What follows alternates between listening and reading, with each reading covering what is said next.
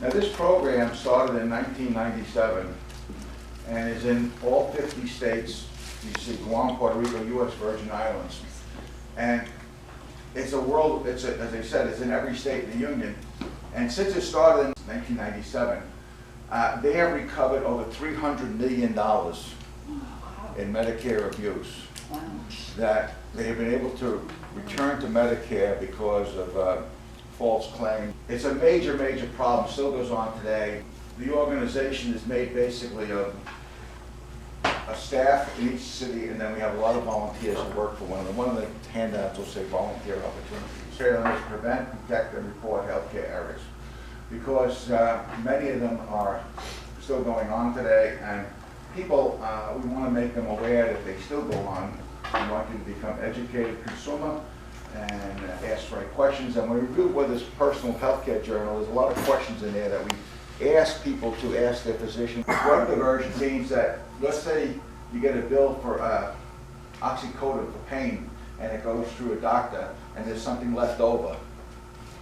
People resell that to other people. Really? Resell their drugs that are left over to other people to make money. And that happens in nursing facilities. Upcoding means that you get billed for a procedure, and the procedure is actually more than you could have got billed for. In other words, the doctor upgraded the billings to go above what you needed, so he got more money. Unbundling means that if you have a doctor who billed for a procedure, and sometimes two parts of the procedure generally always go as one, they separate them to get more money. Does that make sense? So you have a procedure where you have two things that would normally go together, and he says, oh, we'll separate them, and then they get more money.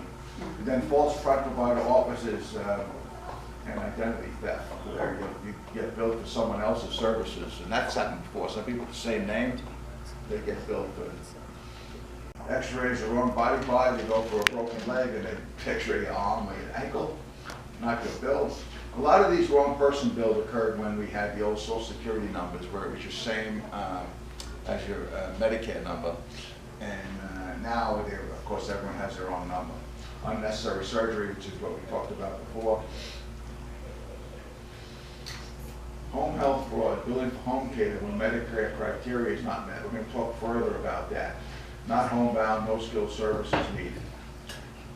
Billing for skilled services not provided. The nurse comes to your home and you get billed. Maybe they come twice a week, and so they sneak in an extra billing for a third day a week, or they bill them for longer than they're there. They come for 2 hours, they bill you for 4 hours.